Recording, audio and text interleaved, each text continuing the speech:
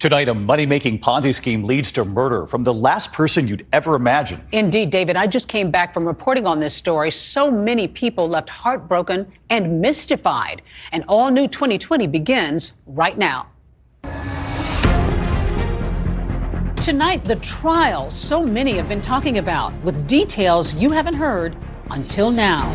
It was just greed, more greed after that. What is this weird nightmare that's visited upon this couple? She's sick and now he's dying. For him to just go from being fine to suddenly comatose. What happened? What happened? They were a great couple. They loved each other. They always wanted to be together. Two people with no background in federal contracting. Suddenly they're going to be arms dealers for the federal government. They were trusted in the community. A lot of the investors were family and close friends. Had Michael expressed any doubts about the business? The Cochran business model seemed to be built on defrauding their friends and family. The investigators look at you and say there were never any contracts, there were never any bids, it doesn't exist. When people found out, they want answers. I mean, it was all anyone could talk about.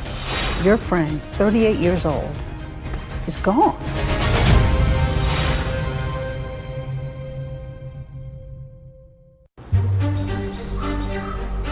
Behind all the raw beauty in the untamed West Virginia mountainside are deep-rooted secrets, lies, and betrayal, and a small, close-knit community is upended.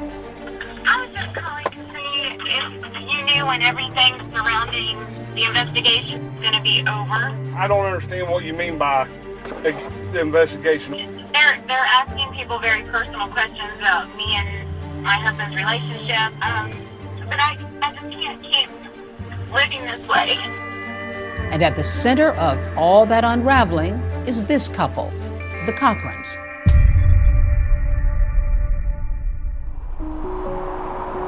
It was on a Tuesday night on December the 23rd, 1980, 10:36 p.m. Michael Brandon Cochran was born into the world. Tell me about Michael as a boy. He was a good kid. He always minded me. You know, Eddie came into his life when he was 8 years old. When I met Michael, he had like a rat tail haircut and with the spiked hair. We just kind of developed a good, warm relationship. What about sports, though? Ed, he was really into sports. Oh, yeah. He was playing like the pee-wee baseball. You could just tell right then. He just took to it and was just like a natural. Michael Brandon was always playing baseball, basketball, football. He lifted weights as a hobby. He had a weight bench in his room. He got his first Sandfield barbell set around 10 or 11 years old. And he would just go in there and turn his music up loud and just start working out. He just loved being healthy. Of course, he loved the muscles. He loved the way it made him feel. In high school, they started having like powerlifting competitions. And Michael, he got first place. We were really proud of him. At age 17, Michael meets a girl named Natalie Jessup, also 17, during a trip to the mall. It will change his life forever. We had to go out to the sporting goods place one day, and there she was working behind the counter. And she was flirting with him really bad, you could tell that. And then the next thing I know, they were dating. She seemed to be a relatively driven student in school. She was passionate about what she did. She loved her family. After high school, both Michael and Natalie head off to West Virginia University, where he studies computers and she studies to be a pharmacist. The two freshmen had just started their first semester at WVU when Michael's mom, Donna, gets a call from Natalie. They got engaged in November of 1999. And when Michael got on the phone, I just said, "Michael Brandon, what in the world are you doing?" Were you happy for him to be marrying Natalie? I wanted them to wait. He had just graduated high school like maybe 5 months before. And I wanted him to just, focus on his schooling. And then 6 months later, they were married. The couple are the picture of happiness in their wedding photo. After graduation, they later have 2 children. And after 6 years of marriage, they settled in Daniels, West Virginia, here in this colonial home. It's a beautiful home on almost 4 acres of flat land. Michael renovated that house. He just completely gutted it and remodeled it from top to bottom. As the years went on, did they have a happy marriage? As far as I know, they had a happy marriage. Yeah, they're starting their life now, been starting their family. They've got good jobs. Natalie was working as a pharmacist, and Michael was in IT. Yes, information technology. Yeah, it was like running cable wire, coaxial cable, and things like that. Life in West Virginia can kind of be summed up as like, here people really focus on work, family, and their faith. How was Michael as a dad? He was a proud dad. He doted on his kids and was a good provider, was involved with them, the school activities and stuff. The couple gets involved in their community. He was a football coach and he was a baseball coach. And wherever Michael was, you'd find Natalie working the sidelines. She was a sports socialite. When Michael was the coach, she was the one you got all the information from. She was the one that ordered the uniforms and got your sizes. He loved sports, and that was probably our biggest connection. Our family would see their family at games, and that's really how it got started, is just loving sports and hanging out. Are there stories that you remember that when you really do think back to you all as couples, it kind of warms your heart that you remember? Oh, yes. Yeah. Mike and I, we won a lot of championships together, coaching our kids. Chris and Jennifer Davis bonded with the Cochrans over Little League, their young families, and church. They even went on vacations together. Chris, a lawyer, was hired by Michael for a legal matter, and the two became friends. What was it that made them sort of fit into your world? It was really the family aspect. They were a great couple. They loved each other. They always wanted to be together. We gravitate toward friends who are always together and love their spouses, because we're always together. So you were really close? Yes, we were very close. So at some point then you discover that one of your sons has diabetes. Initially it's very grim because it's, hey, this is what this is. It's never going to change, and this is what it's going to require. Coincidentally, Natalie happened to specialize in diabetes management. How helpful was that for you in the beginning? Tremendous. Tremendous. She was amazing. Like, she just gave us all the information we needed, because you learn as you go. So she understood how insulin could affect the body. 1,000%. Then, seemingly out of the blue, the Cochrans make a career change and open a new business. So they seem to be doing well. Oh, absolutely. Yeah. They're doing very well. I invested and I spent $256,000. And this new venture will lead them straight to the CIA.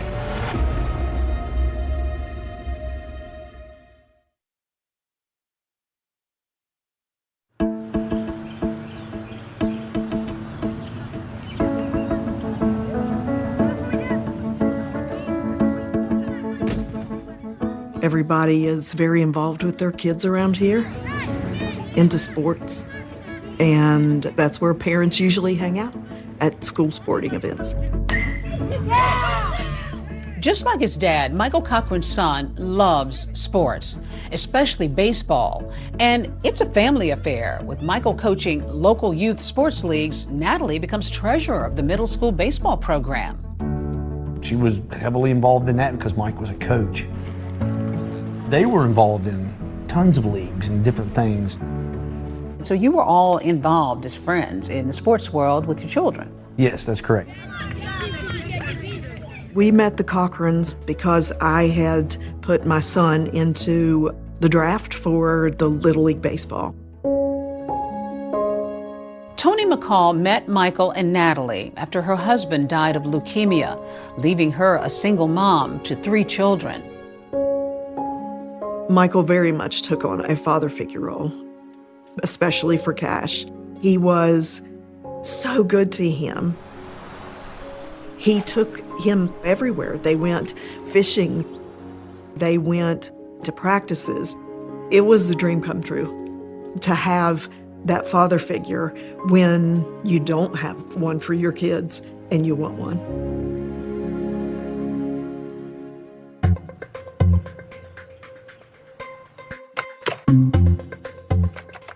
Cochrans are a busy couple, both on and off the field. They open a business that is supposed to provide supplies to the federal government. It's called Tactical Solutions Group, or TSG. And they soon begin looking for big investors to help them pay the upfront money that is sometimes needed for government contracts. And to everybody's surprise, Natalie up and quits her job as a pharmacist, jumping into the new business completely. Great. You know, I mean, if you can quit your job as a pharmacist, like, oh, wow. By all accounts, the new business appears to be flourishing. They were building onto their house, and they put up a new fence. Mike got a car.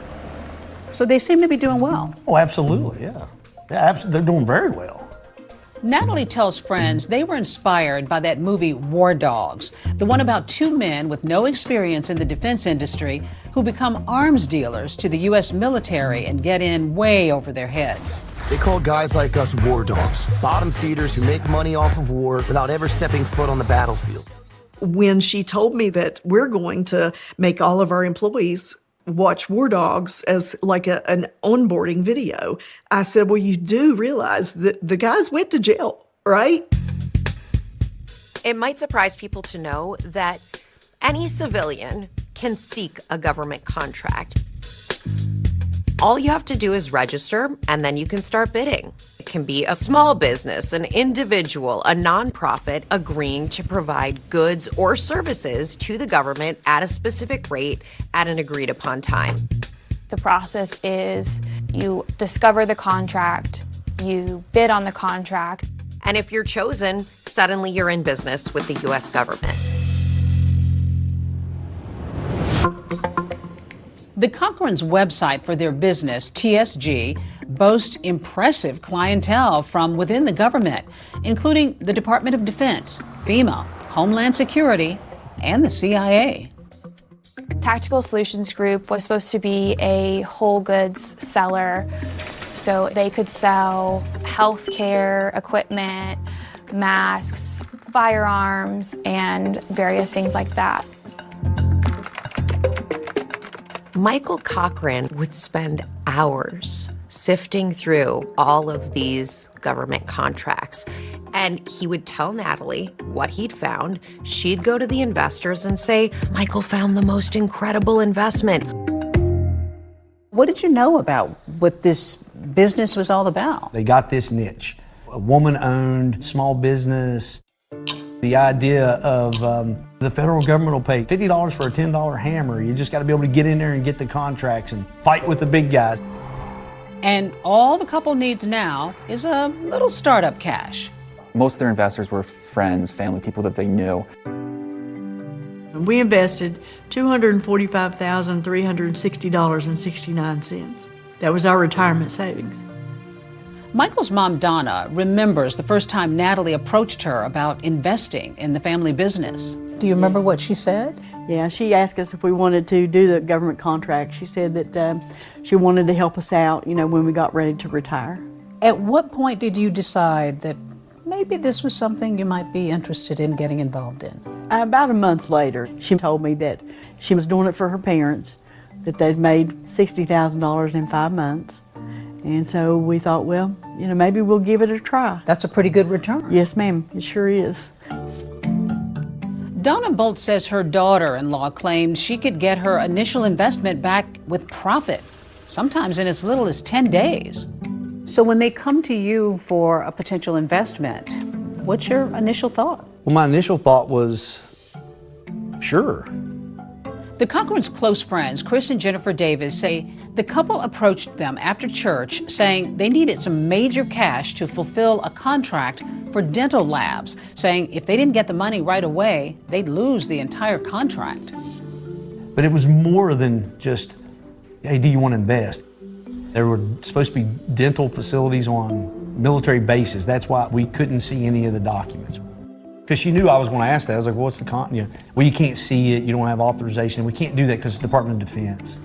And so we were like, sure, yeah, man, we'll help out.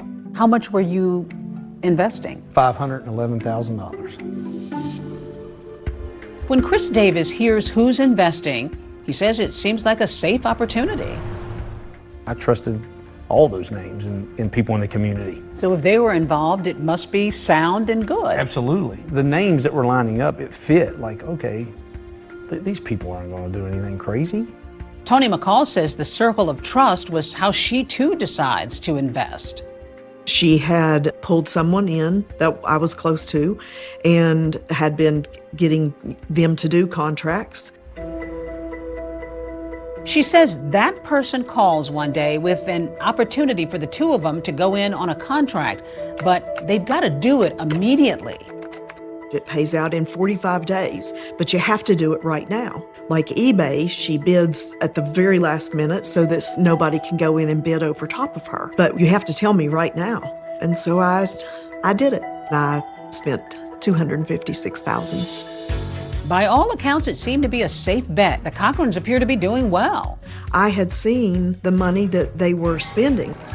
They had multiple vehicles, they had motorcycles, they were buying trips overseas. The Cochrans are living the high life, but then suddenly the Youth Sports League is broke. This ain't good. I really felt in my heart that something was going on. You don't have anything, it's all spent. Could something be afoul at the Little League?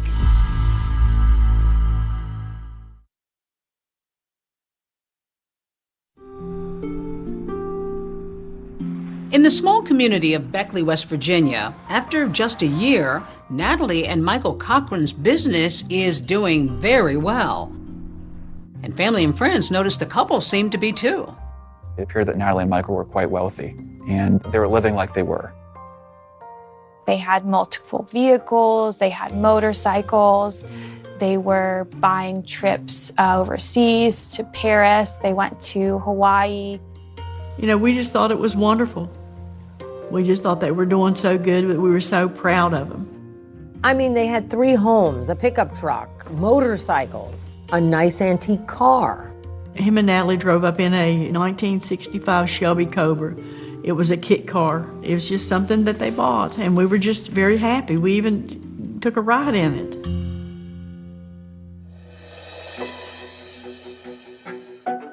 They were living much higher than the majority of people in Beckley, West Virginia.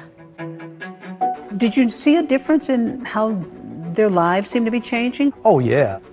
You were on vacation together. What kind of vacations did you take? We did beach vacations, and then we went to New York City a couple of times with them. Yeah. And so the typical sightseeing, shopping. Everybody got along? Oh yes. Yeah, it was fun. It was great. It was a lot of fun. It was a lot of fun. From the outside, it appeared that a lot of the spending was on Michael's side. This was wealth that he had not experienced before, so he wanted to take advantage of it. Some of the things that Michael Cochran purchased in this period were recreational vehicles, an airplane hangar. He had ambitions and endeavors to open up an aviation branch to this business. He really, really wanted to fly, and he loved that type of stuff. He was working on his pilot's license. Now, he wanted to fly helicopters. They were a great couple to get that kind of money. They were doing things for people, and I mean good things. Michael especially was doing a lot of charity work. He donated a weight room to a local middle school. When he found out his youth pastor was going to be homeless for a while, he actually purchased a property for him to live in. Natalie even gets involved with local organizations and charities. She volunteered, wanted to do this and wanted to do that. She was helping us with juvenile diabetes research, all the fundraisers for that. And then we did a 5K run. She was good at that. She would organize it, get sponsors, get the word out. One time she and Mike were at the house, and she told me that they were going to buy a town in Africa because that was going to be their mission, you know, pay for everyone's home and build homes. Natalie also helps raise money for the Middle School Baseball League. Their friend Chris is board president. We had a fundraiser, and from the fundraiser, we believe we raised a little over $15,000. It was a big deal. As treasurer of the Little League, Natalie manages the bank account. But members get suspicious when the money all but disappears. But you knew there was a big chunk of money in there. Yes, there should have been over $20,000 in there. Absolutely. Any idea of how it was drained like that? Nobody knew it was missing until we were told it's missing. The league brings in a private investigator to look into where the money's gone. And I talked to the board and I explained to them, you don't have anything but $31 in a frozen bank account. There's no records of anything as to where this money went. It's all spent. There was an audit that was done. There were purchases made that weren't approved by the league.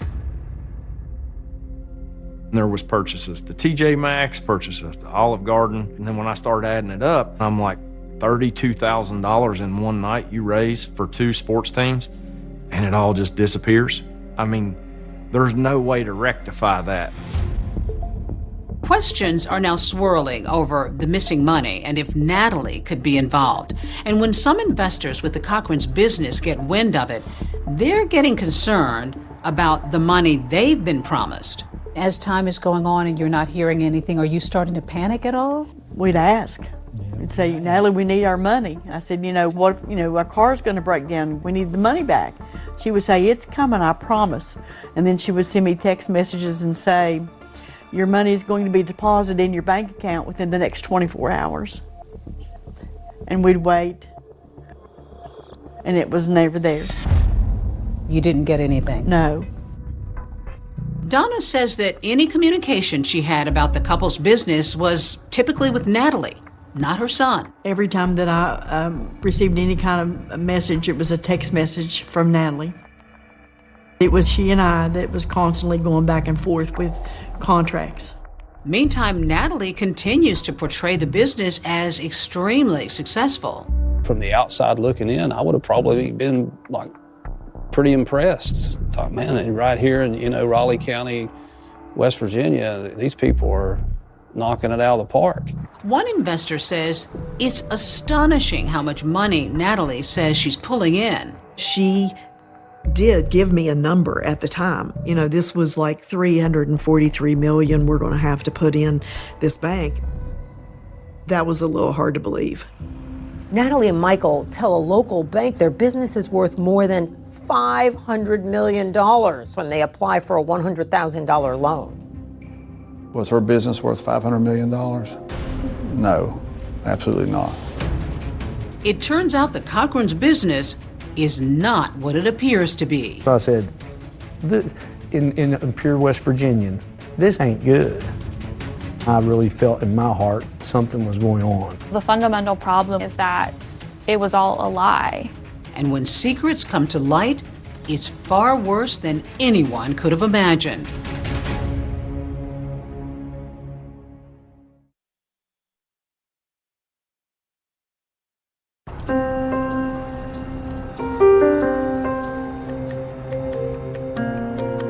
There is nothing wrong with doing well and having a successful business. Well, the Cochrans and their business, Tactical Solutions Group, put themselves out to be legitimate government contractors who were bidding on legitimate government contracts. She always made all of them look like they were good investments. The problem is there never was any legitimate income flowing from government contracts. All the money and cash flow is coming from investors. There were no contracts. There were never any contracts. There were never any bids. It doesn't exist. The businesses didn't exist at all, really, legitimately. They existed on paper. It was clear that it was a Ponzi scheme. When it comes to a Ponzi scheme, there's no real business. There's no money being generated. Early investors get paid by new investor money, like shifting poker chips from one pile to another. And as long as the money's coming in from new investors, the Ponzi scheme can continue. If you're just taking one investor's money and giving it to another investor as if it's a legitimate return on their investment, that's a fraud. I said, no, these are friends of mine. I've seen what they've done in the community. Successful Ponzi schemes almost always rely on trust, and you often find that people start very close to home. The Cochran business model seemed to be built on defrauding their friends and family. Many of them knew them their entire lives. and they had no reason to not trust them. It would hurt a lot less for this to have been someone that I didn't know that had scammed me out of money. It would hurt a lot less. I was already wounded from my husband passing away, and my kids the same. These were friends, neighbors, and family members who were defrauded, and the question is whether Michael knew about it. Michael was not the brains of the couple. He was a great guy, but Natalie was the brains of the operation. And Michael would look for contracts on the government website, and then he would give them to Natalie, and she would make the bid. Had Michael expressed any concerns, any doubts about the business to you? Not about the business. He was stressed about the government. He did not understand why the government will not give them their money, and he just couldn't figure it out. How can they do this? But of course, the federal government didn't owe the Cochrans any money because they'd never conducted any business with them. Michael Cochran was asking her questions very similar to the questions being asked by the investors who were trying to get their money back. She was giving the same excuses to Michael that she was giving to the investors. Natalie would tell me, and we're being audited, there's a government shutdown. There was always some excuse with her. The lives and paychecks of some 800,000 federal workers hanging in the balance. Around Christmas time in 2018, there was a government shutdown, and it lasted until January 25th of the following year. Day 32 of the government shutdown, now beginning its second month. We have never seen this. Natalie used this whole government shutdown to her advantage. Her investors were coming and saying, we want our money. We'd like to pull it out. And she would say, well, I can't. The government is shut down. There's no way to get access to your money. They're not paying anybody. She had a never-ending list of reasons that they were not seeing their returns. When she could no longer blame the federal government for the delays, she turned to, I guess, more of the emotional side of, saying that she had cancer. We're feeling bad for her. She even told us that she had cancer, that she wasn't going to do anything about it, that she was going to let God take care of it. And if he took her on, then that would be fine. And I just got so distraught and emotional, and I kept telling her she needed to fight, not to give up. She said she was in stage 3. Her and Mike were talking about not going through chemo and radiation and just living what life she has left. Was that devastating? Oh, completely. We were all pretty devastated. To the point, we all get the paperwork to go get our bone marrow tested to see if there was any way we could help her.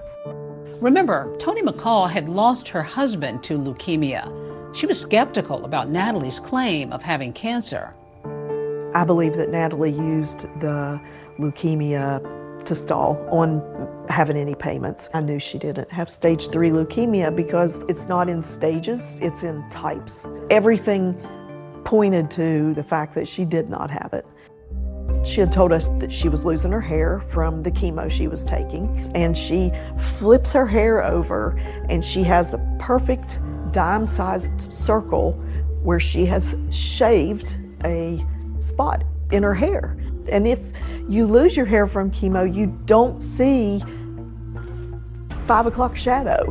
What woman would shave a spot on their head to say, look, I'm losing my hair?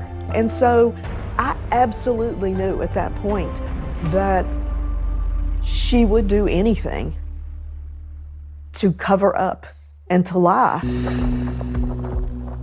Then early one morning, Michael and Natalie are set to take a private plane to Virginia for a scheduled bank meeting, but they never make that flight. I just kept asking her, what happened? What happened?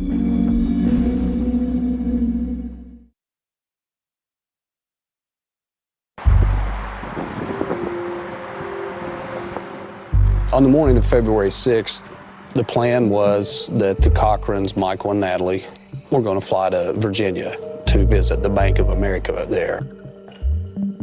She had text messages going with me and Jennifer. So the morning of February 6th, they were going to go take a flight.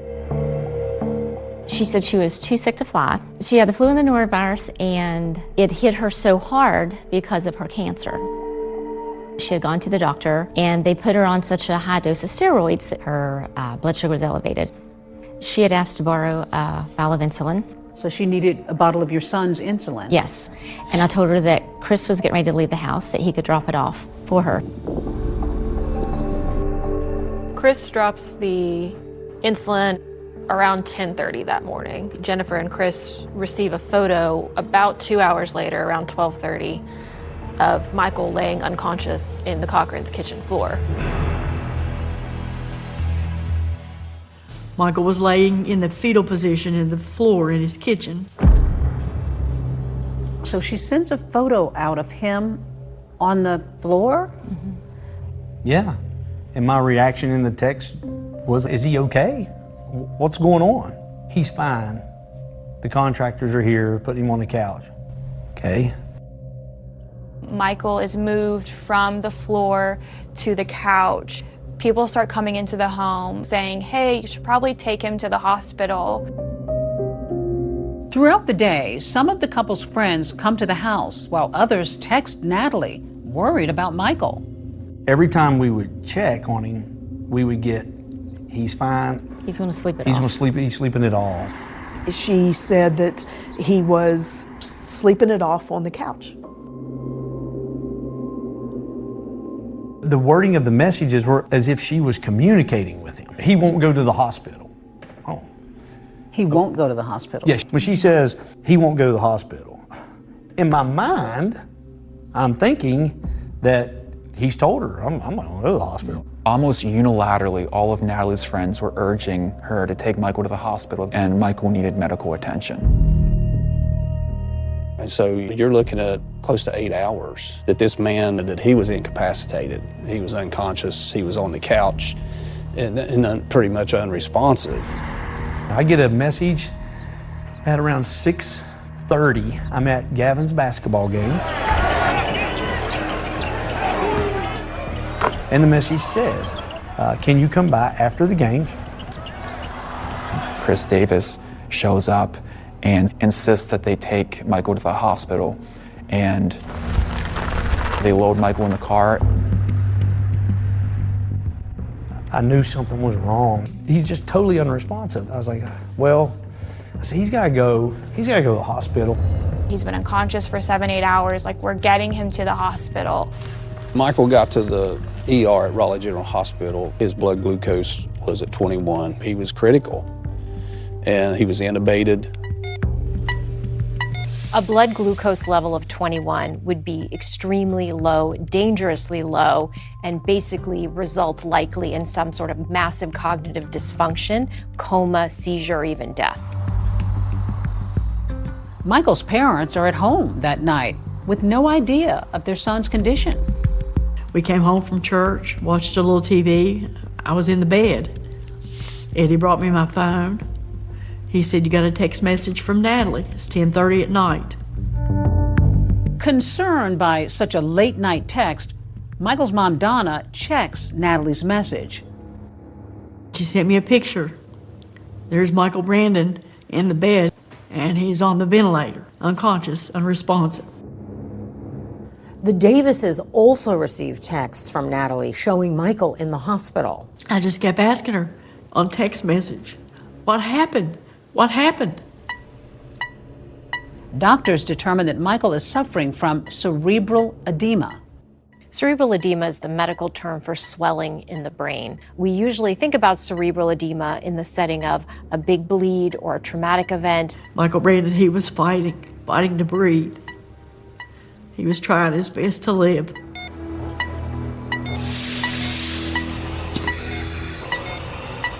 Michael spends at least 4.5 days in a hospital in Charleston. She makes this decision, she's going to take him off the ventilator and everything. What are you thinking at that point, Jennifer? I think there's total shock. I just remember thinking, this isn't happening. This can't be real. Yeah, like, this was so tragic. What is this weird nightmare that just, my goodness. That's visited upon this couple. Yeah. She's sick and now he's dying. Like, Those poor kids. My goodness, those poor, like, this is awful. It was awful. For 5 days, he received medical treatment. He was in a coma, never regained consciousness, and passed away on February the 11th at the hospice house in Beckley. Your friend, 38 years old, within days, is gone. It was awful. It was tragic. It's just sad, you know. We went to the funeral. It just all seems surreal. Everything's just kind of like you're like in this fog, you know. Just unimaginable. After Mike had passed, Natalie called me one day and said that I've created this scholarship in his memory.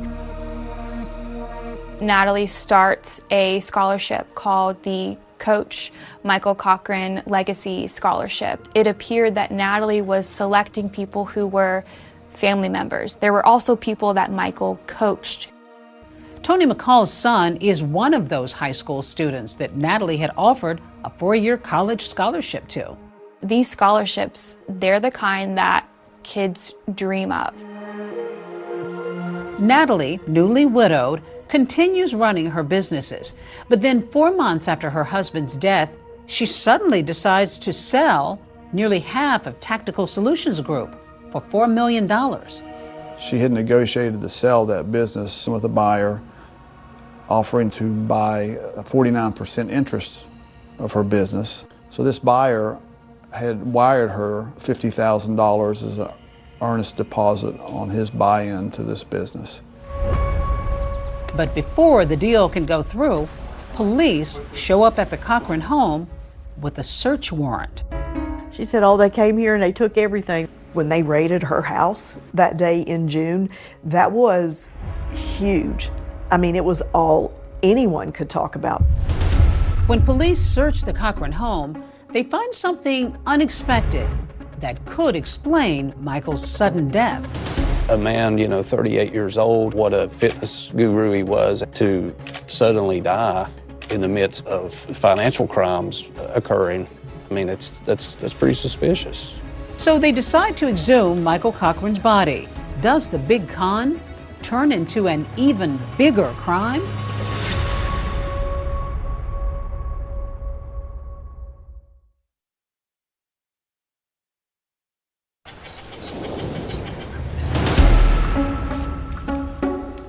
At first, this was just a Ponzi scheme investigation.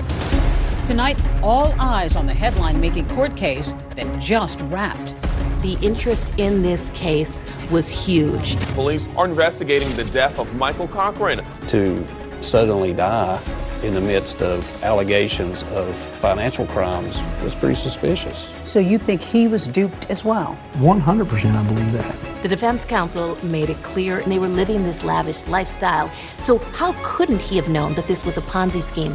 Natalie weaved such a web of lies, keeping us all drinking the Kool-Aid. They open the fridge, they find the vial of insulin.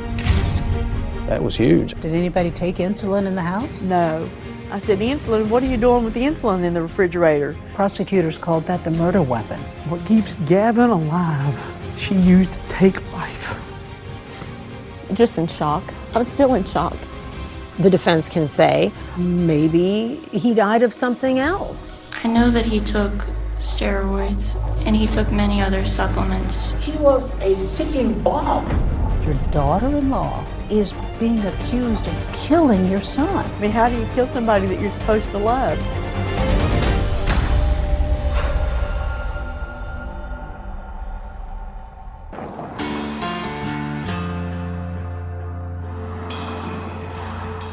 It's been 7 months since 38-year-old Michael Cochran's death, and Private Eye James Quisenberry sends an employee on an undercover mission to Michael's wife Natalie's garage. I just seen the sign and figured I'd come out this way. Oh. She was selling a bunch of things and items at her house. This is security camera cable, and then this is Ethernet cable.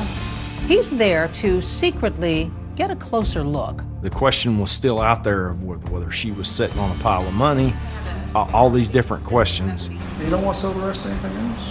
Not really. I'm going to keep those for my son. My husband passed away, so my dad helped me go through it, and we kept things that my son might use when he grows up. So. Okay. Had there been something there that shouldn't have been there, would have turned it over to law enforcement. She's all smiles and looking at him and trying to be polite, and as soon as he turns his back, she changes her look, like her whole demeanor changes.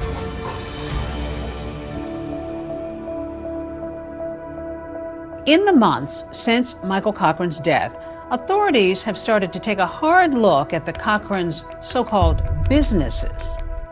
I received a phone call from a trooper who had spoke with a local business person who had purchased some firearms from the Cochrans, and he had a problem with getting his firearms delivered or the money returned, and he was looking for help in resolving that matter. He had been solicited to be an investor in contracts. He never did it because the information he was receiving from Natalie Cochran on these investment solicitations didn't make sense to him. I was like, yes, we definitely need to take a look at this. So that disgruntled customer then connected investigators with someone who said he had invested with Natalie Cochran. The problem that he was encountering was he kept getting excuse after excuse after excuse with getting his money returned. Bob was going through the records as they were coming in, and so, there's a ton of information there to go through. And Bob's looking at it, we're sitting there one day, and he goes, I'll be damned. He said, it's a damn Ponzi scheme. As they dig in, they take notice of the investigation into that Little League account. Remember, board members had been suspicious of Natalie after money had gone missing. The Shady Spring Little League bank account is one of the many accounts she used to facilitate her Ponzi scheme. Natalie would deposit from their company and then sift it back out in various different ways. Natalie called the alleged financial crimes bogus, and ultimately authorities decided not to charge her with anything related to the Little League. The league never recouped any money. It was all just lost. It's late into the summer, and those generous Michael Cochran legacy scholarships, which Natalie had promised students, are now supposed to be paid out. There were 8 people in total. They are full-ride scholarships for up to 8 years. Tony McCall's son was given one of those college scholarships. There was no money. It was a fake scholarship. Natalie weaved such a web of lies. They were bizarre like that. It was still keeping us all in the flock. Natalie Cochran has insisted the scholarships would have been paid if her assets hadn't eventually been frozen by the government. But investigators had a different view. When she created these, we saw that as an attempt to dispel rumors. Rumors were circulating that her business was being looked at, that she didn't have this wealth and this money. We had pretty clearly identified at least, and I may be under at least 10 known victims of the Ponzi scheme. The most obvious red flag at the time was that nobody was getting any money back. We had more than enough evidence and documentation to proceed with indictment. So she's arrested. Yes. What did you think of that? We were glad. When she was arrested, she was wearing the Tailgate Socialite t-shirt.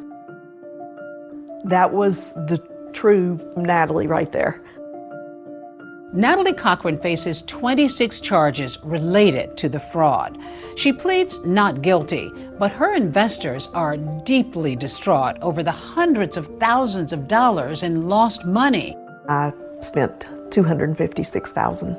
$511,000. Almost $250,000 over the course of 2.5 years. We loved her and we believed her. Everything she told us, we believed everything she said to us. Chris Davis says he too was taken in by his trust in Natalie and by the impressive paperwork she supplied. It looks legitimate. I mean, there are a lot of companies and there are a lot of entities here. Why would she do this? I don't know if it was the greed or the position or status. Reaching a deal with prosecutors, Natalie pled guilty to 2 counts, an unlawful monetary transaction and wire fraud. And then she went off to prison for 11 years for fraud. She did. May 1st of 2021 is when she finally went into the prison at Hazleton. The court also ordered her to pay back $2.5 million to the investors she fleeced. But with little income coming in, it will likely be a very long process. Did you feel that was fair, that was right? The judge said, if I could give you more, I would. He acknowledged the fact that the lawyers had reached this plea agreement and had capped what he could have done to her. So no, at that moment, I didn't believe it was fair. And just as I told the judge, there's 2.5 million reasons why it wasn't fair. But this isn't over yet. A search warrant in the fraud case had led investigators into the Cochran home and brought an unexpected surprise. They open the fridge, they find the vial of insulin. It's suspicious that it shouldn't be there. Nobody in the family is diabetic. Does that insulin have anything to do with Michael Cochran's death? We'll hear from his wife Natalie for the first time as investigators hit her with some tough questions. We'll be having a conversation with Natalie Cochran. This investigation is just getting started.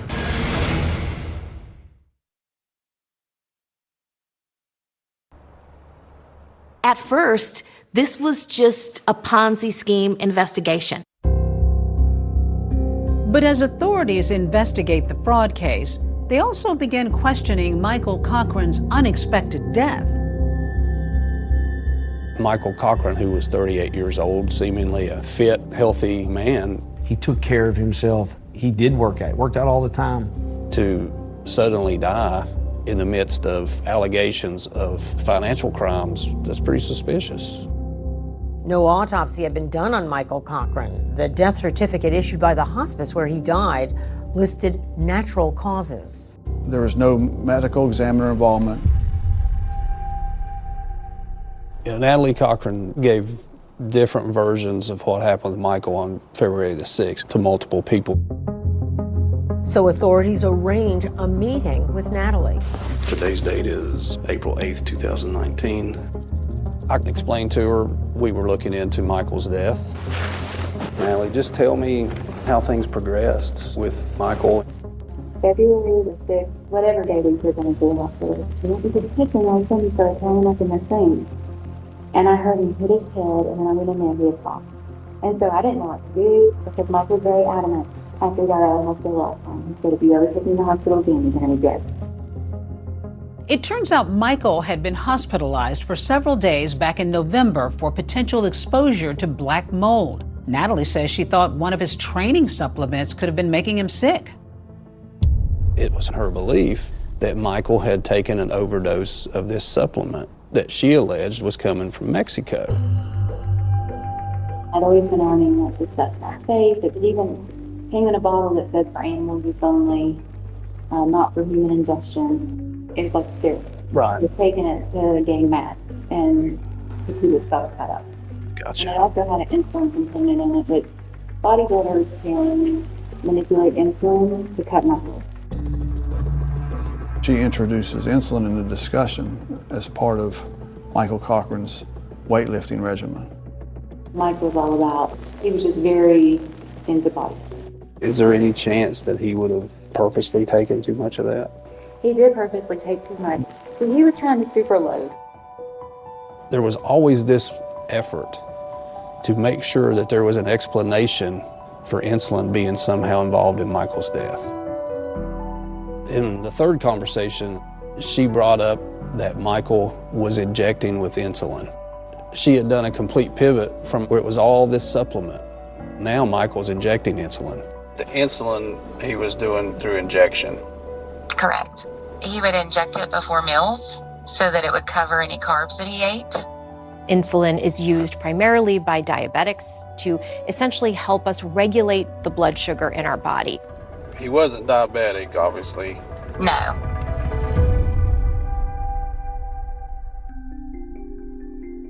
And remember, the fraud investigation is still ongoing.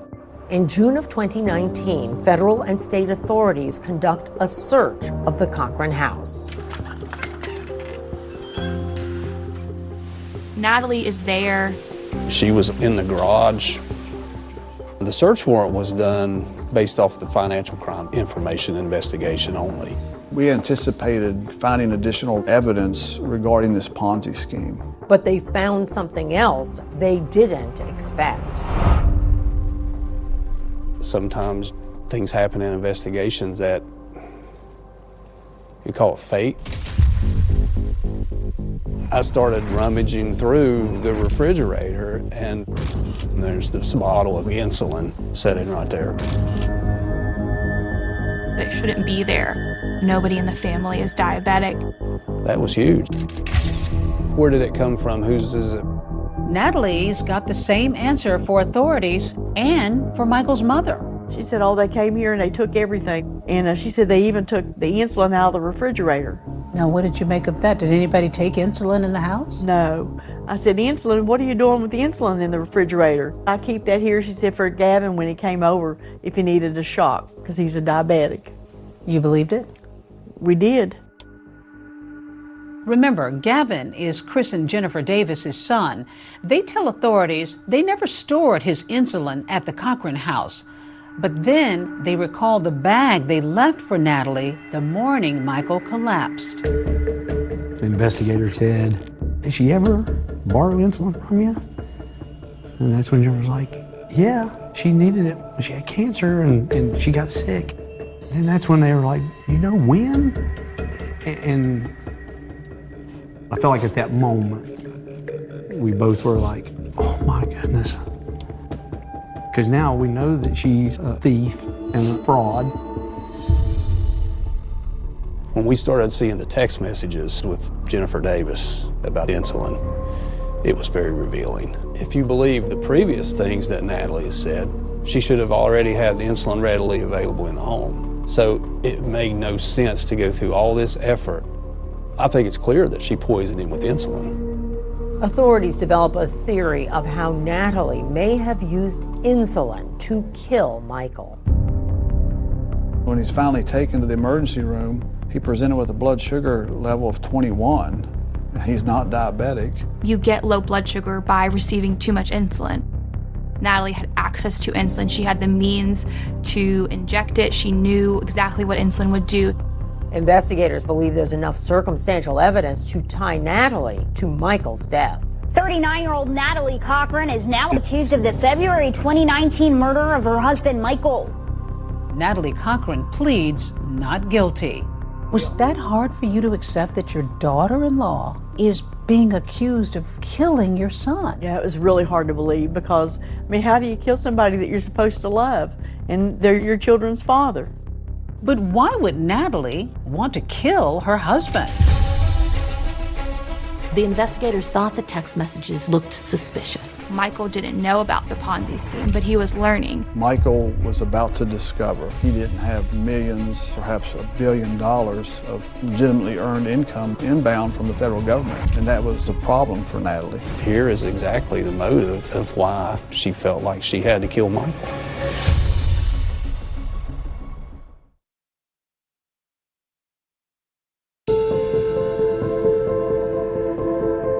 Opening arguments began today in the Natalie Cochran trial. In January, more than 3 years after she was indicted for the first-degree murder of her husband, Michael, Natalie Cochran's trial is finally underway. There were media outlets from all over the country here. The interest in this case was huge. You may be seated.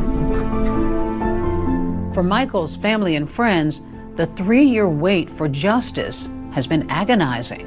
How tough was that for you all to just have this thing drag on before it's going to be resolved? It was hard. Yes, very hard. Spent lots of time praying. What was it like for you to see Natalie in that courtroom? I can't say that I really even thought about her. We just had to get justice for Michael. Natalie Cochran is a young woman. An 11-year sentence with good time served for the Ponzi scheme is relatively short versus a life sentence for murder. Those stakes are incredibly high. All right, now, Mr. Truman, you may proceed. Thank you, Your Honor.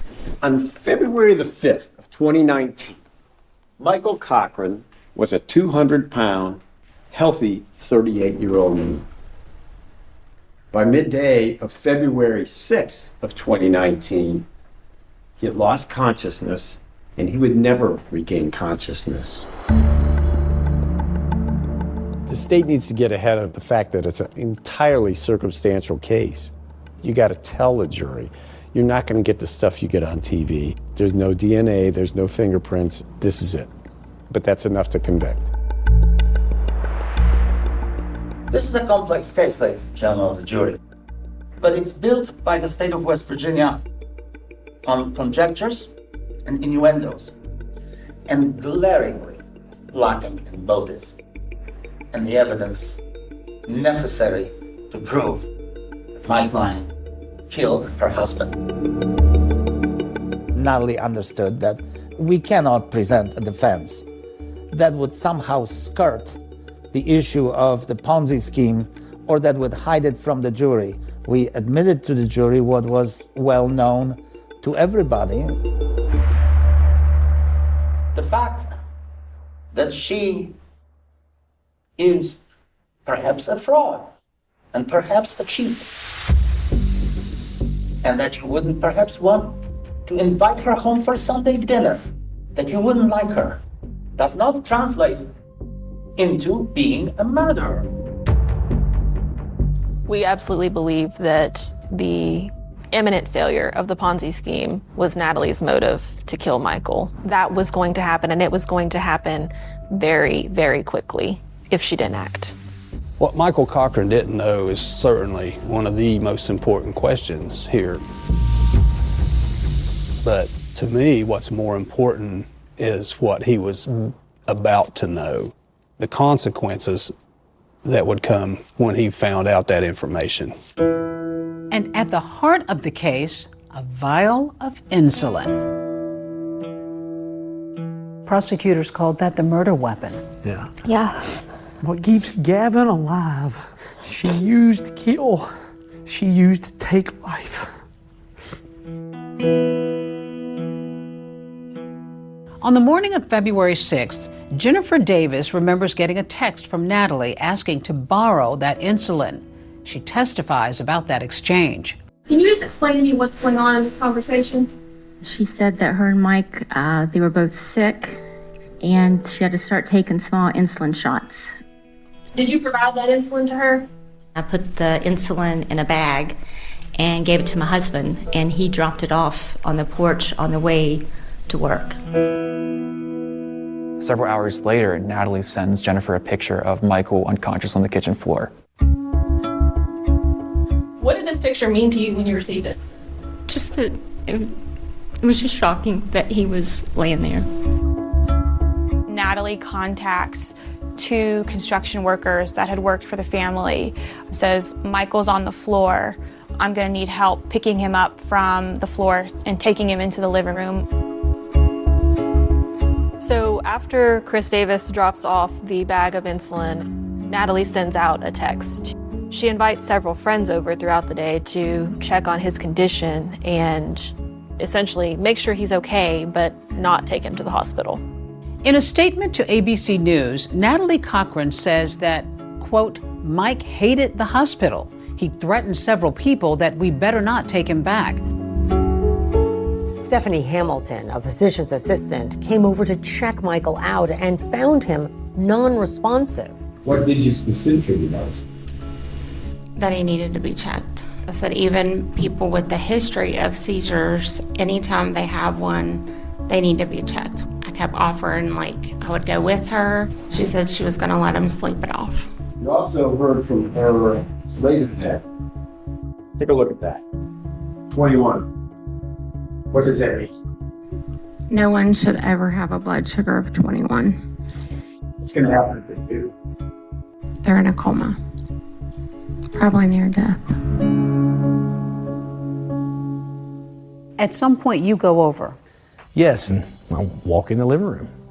He's laying on the couch like he's sleeping. What did you do? So I go over to him. I just remember saying, "Man, hey buddy, I'm gonna take you to the hospital," and that's exactly what I did. But by this time, it's too late. Michael gets to the hospital, but the damage has been done. Take a moment, you're okay. Chris, it was very tough for you in court when they showed you the photo that you had already seen of Mike. Yeah. Why did it hit you so hard? I wished I could have got to him first.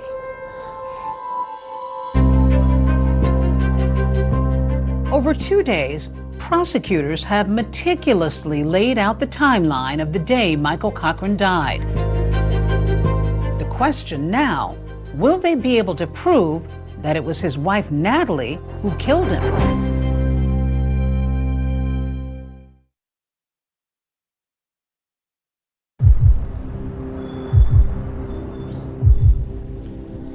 Mr. Truman, you may call your first witness. As prosecutors lay out their case against Natalie Cochran, they intend to show that she not only had the means, but the motive and the opportunity to kill her husband Michael back in February of 2019. Thank you, Your Honor. State calls Robert Heinzman. Raise your right hand, please, sir. Bob Heinzman was the primary investigator of the defendant's Ponzi scheme, and he explained there was really no evidence that Michael knew what was going on. Now, the defense has floated the theory that Michael Cochran was up to his eyeballs in this Ponzi scheme. From your investigation, do you have any evidence that would support that? He believed that they had obtained contracts and that they would be receiving money for these contracts. Do you have any evidence that he knew that this was a fraud being carried on? No.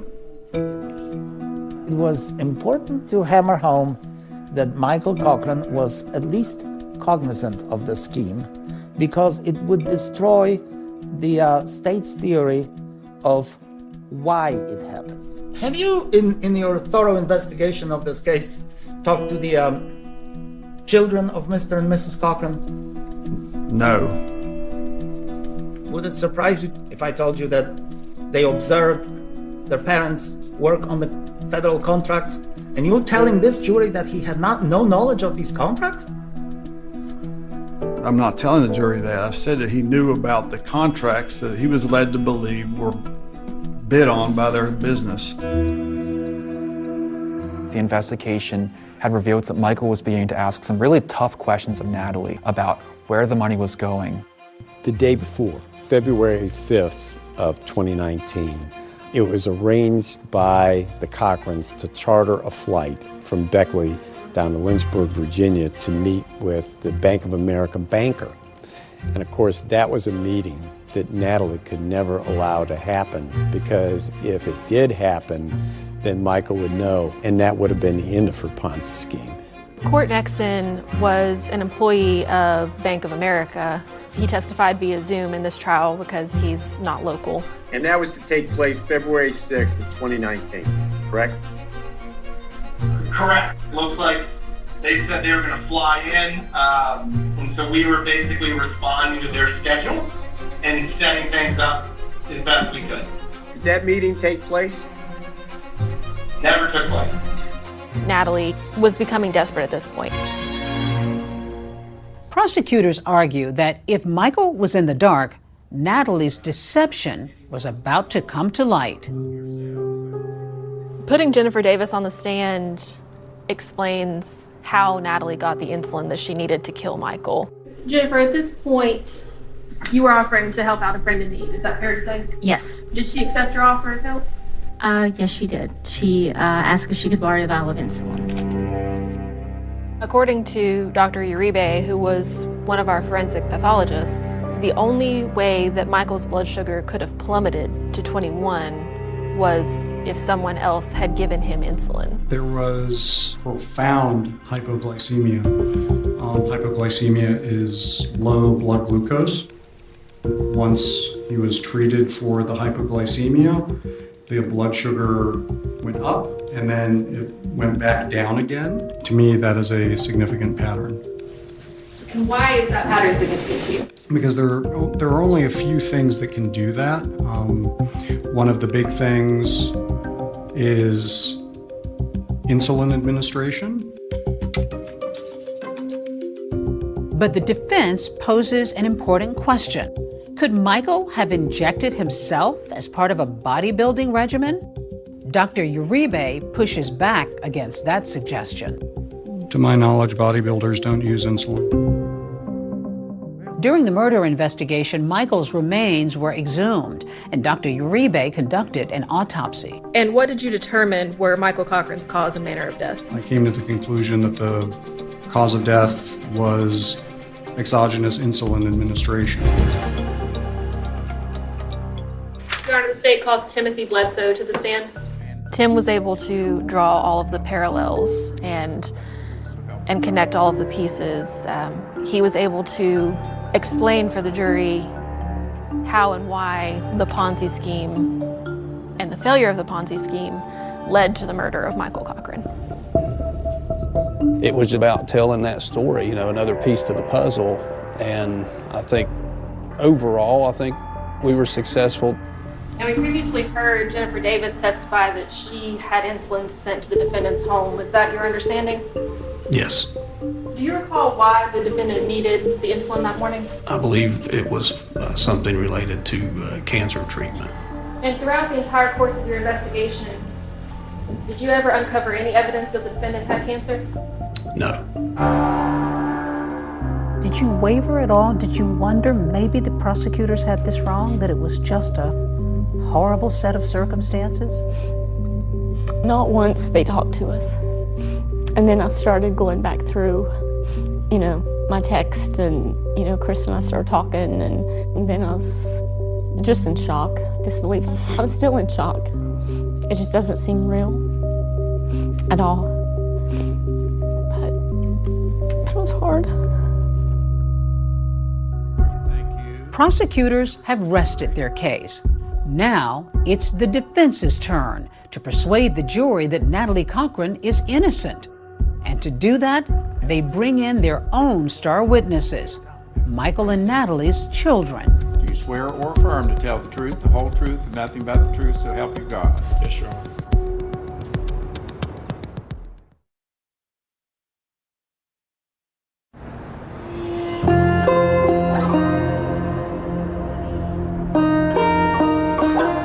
The state has wrapped its case of circumstantial evidence.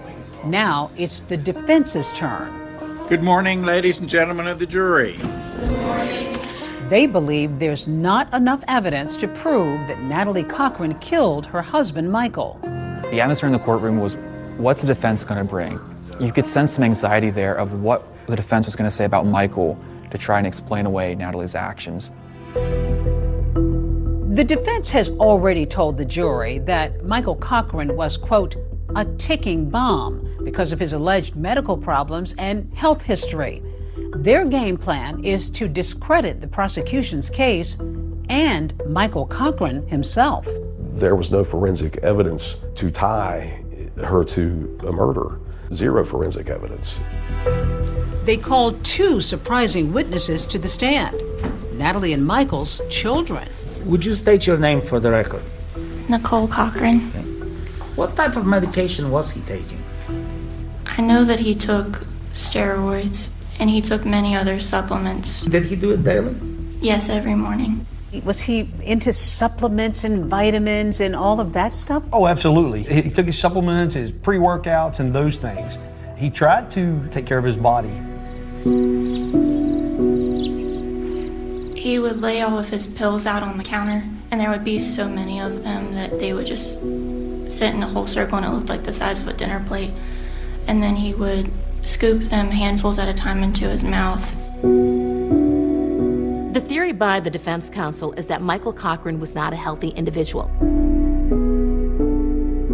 Did you start noticing changes in your father's health? He was very agitated and angry, more so than not. and he was having a lot of headaches. The defense asked the same line of questioning to the Cochran son, whose face is concealed on the witness stand because he's a minor. Did he ever inject anything? Definitely steroids. He took supplements and things like that. Did he take steroids? He never took any steroids. If you would see him, everything that he has, all the muscles he has, is natural, hard work. Mike wasn't a bodybuilder. He ate too much pizza to be a bodybuilder. Was he fit? He was. Was he in shape? He was. Did he work hard for that? He did. He was taking things from Mexico, they were saying, things that were not approved by the FDA. What did he get from Mexico? Do you know? I don't know the name of the steroid, but it was definitely an anabolic. What was that like to see them testifying on their mother's behalf? You know, they love their mother. Of course, they're going to defend their mother. But the things they said about their father was really heartbreaking. Defense lawyers argue that Michael Cochran was not exactly a healthy 38-year-old, and that his lifestyle led to 4 hospital visits between 2017 and the time of his death in 2019. He got sick, and I feel like around that time is when you could just notice that he started to change a little bit, just forgetting stuff all the time. And he was more aggressive. Towards whom? Aggressive? Towards everybody. Natalie had told friends and family that her husband also suffered from seizures, plus symptoms of black mold poisoning from renovations he did on their house. Oh, had you heard of him having seizures? We were told that he had seizures and he was exposed to black mold. The defense also tries to hammer away at the state's motive, the Ponzi scheme. They claim Natalie Cochran wasn't the only one involved. They say Michael was too. I always saw him working on his computer, and he would say that that's what he was doing. Say that he was doing what? That he was filling out contracts. Did your mother do that? No. Who was working on the contracts? My dad. We had heard that Natalie Cochran was going to take the stand. She had informed the judge that she was going to testify in her own behalf. And at the last minute, she decided that she wasn't going to testify. The jury was extremely attentive, but the jury was never more invested in what was being said than in the closing arguments. All right, are you folks ready to deliver your closing remarks? Natalie was a diabetic counselor and a pharmacist. She knew that injecting insulin into a non-diabetic would cause harm. Is that the action of a planning cold-blooded killer? She would get that insulin ahead of time, not on the day of the murder, and involve 2 witnesses against her right there and then. She chose over and over, after repeated pleas from friends and loved ones, to leave Michael on the couch. It's a horrible tragedy, but a tragedy, not a murder. The state failed to answer a couple of questions, and that is, when did it happen? Where did it happen? How did it happen? There was no deductive reasoning where you would say, well, it was Professor Plum with the candlestick in the study. Well, it was actually the pharmacist in the kitchen, according to the prosecution's theory. She had a clear motive, and you saw that leading up to this date, Michael was about to find out what she was doing to people. Do we know what he was going to do with that information? We never will, because he won't have the chance to tell us. Ms. Cochran is committed crimes of fraud, but that doesn't make her a murderer. We're asking you to find her not guilty. 21 was such a crucial number because nobody's blood glucose should be at that level unless you've had an injection of insulin. A normal blood glucose level would be anywhere from 70 to around 130. 21. And that's the number we're going to rely on to convince you beyond a reasonable doubt that this defendant killed Michael Cochran. Find this defendant guilty of first-degree murder, because that's exactly what she did. The case is now in the hands of the jury. Were prosecutors able to convince them that Natalie Cochran killed her husband? Or did the defense poke enough holes to sow reasonable doubt? People yell out, "There's a verdict," and then people start scurrying to get a seat inside the courtroom. Has the jury reached a verdict? Yes, sir. When that verdict comes back, they were shocked.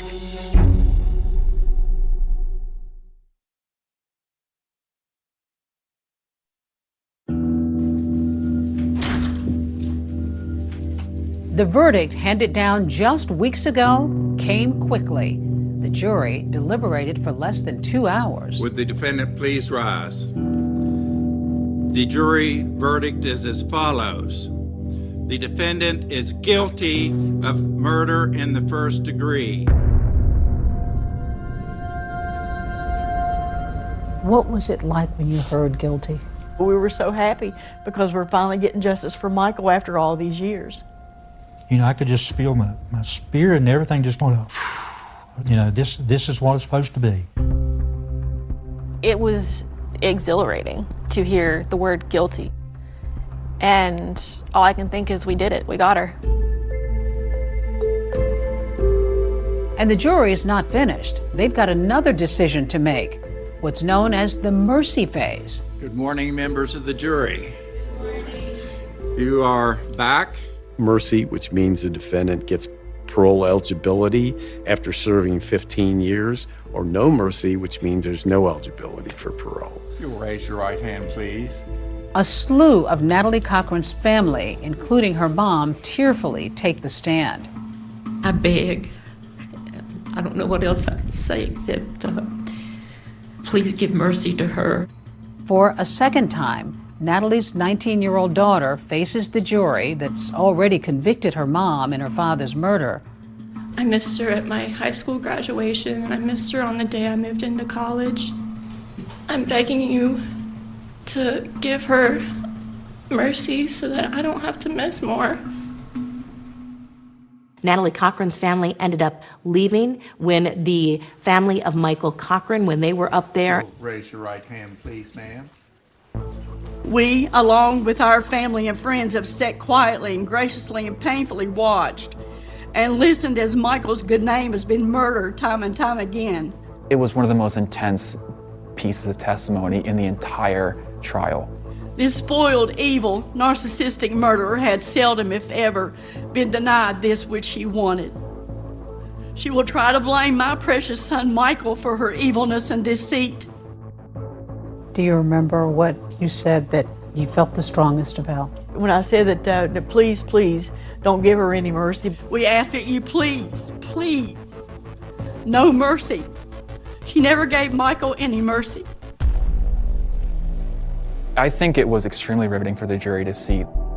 We, the jury, unanimously do not recommend mercy.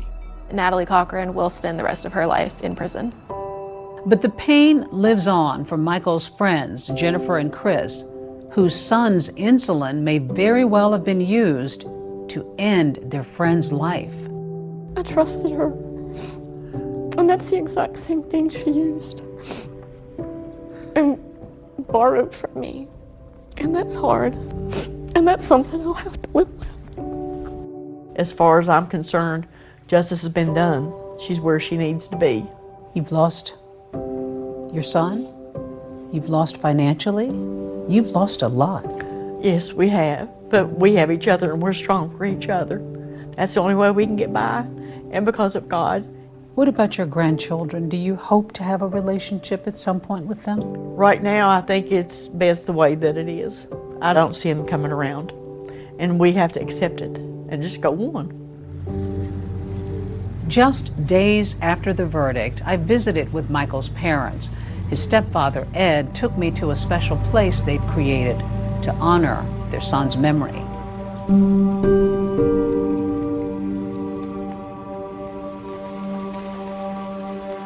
This is your memorial to Michael. Yeah, I'm not able to get up there to his gravesite much. So I said, well, you know, keep it, you know, right here close. Anytime we want to go, we can just come right here. What do you think about when you come out here and sit on that bench? When Donna and I sometimes we kind of sit around down here, There'll be like a butterfly that'll come around. And I told Dawn, I said, there's little Michael. So we've got a little cutout flower over there that he's always down here. Such an emotional story to report on, David. Those heartbroken parents placing a memorial bench where they can always remember their son, Michael. We should note tonight that Natalie Cochran does plan to appeal her murder conviction. In the meantime, that is our program for tonight. I'm David Muir. And I'm Deborah Roberts. From all of us here at 2020 and ABC News, good night.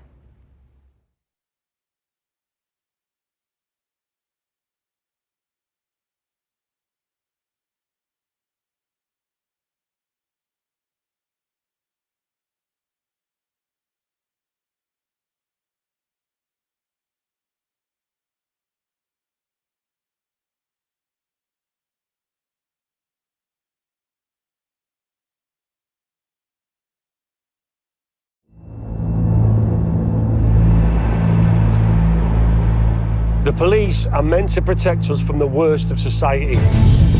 We trust them to uphold the law and keep us safe.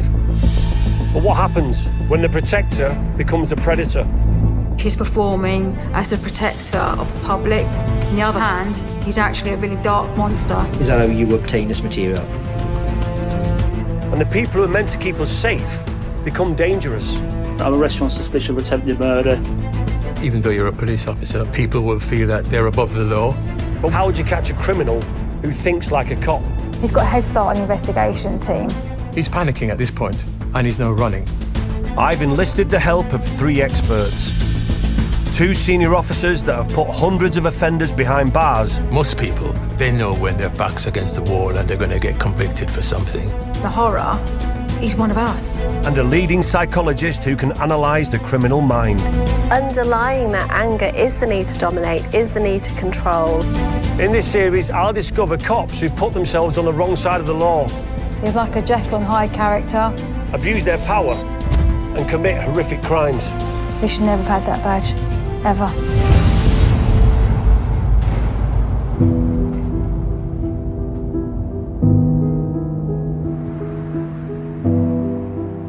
Coming forward and reporting abuse, including rape and threats of murder, must be incredibly difficult. But imagine your abuser happens to be a cop. It becomes almost impossible to stand up and say no, no more.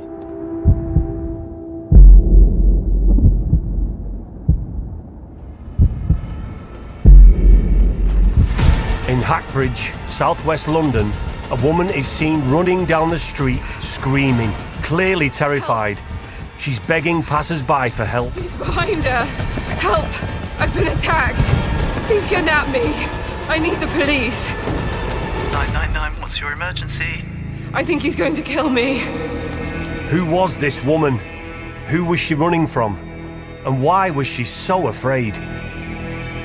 Detective Chief Inspector Howard Groves has spent over 30 years fighting crime and has led high-profile criminal investigations.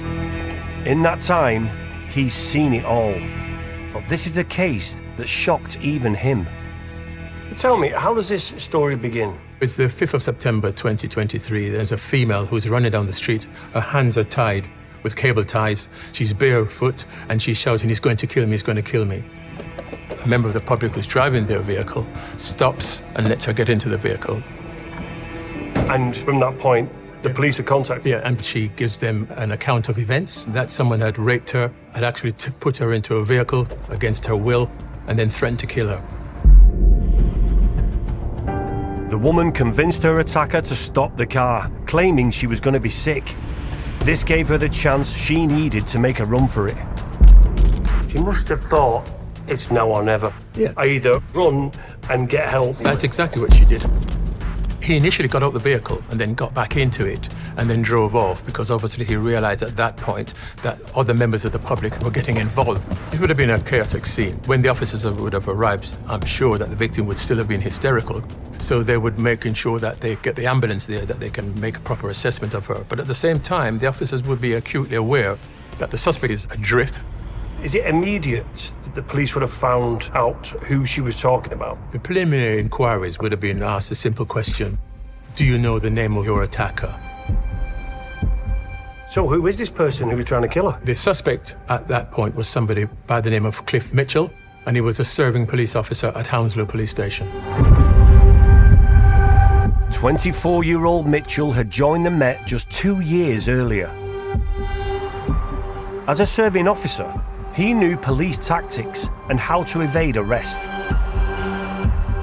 To find out how the Met would have gone about catching one of their own, I'm speaking to retired detective Chief Superintendent Fiona Mallon. Where is Cliff Mitchell? Mitchell flees the scene. We don't know where he's going, but he's leaving at haste. Time is of the essence. This is a critical incident. It's an emergency. Officers are tasking response cars to get to the scene as soon as possible.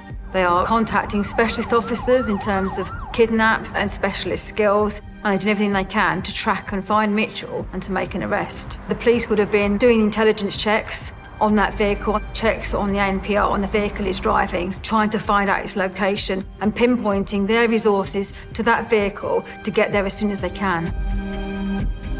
ANPR is an automatic number plate recognition system. It's a network of cameras across every city which can track vehicles, particularly those that have got an interest to the police or criminality, and it enables the police to find the vehicles as soon as possible. With his inside police knowledge, Mitchell knows his best chance is to keep moving. He leads his colleagues on a wild goose chase across the capital. Mitchell is doing everything he can to evade the police. He's moving about constantly. He's eventually stopped and arrested 7 miles away, near his home in Putney. With Mitchell now in custody, officers launched their investigation into the kidnap of the distressed woman. And what they discover is truly shocking. Do we know what happened prior to all this? Her account was that he entered the premises, he held a knife to her and basically raped her.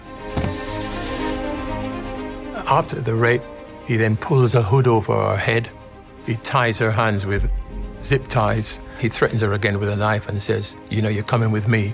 And then demanded that she get into his car. He's kidnapped her. Who knows what could happen? During the attack, he says words to the effect of, "You've met the devil." You know, it just goes to show you the macabre nature of that individual.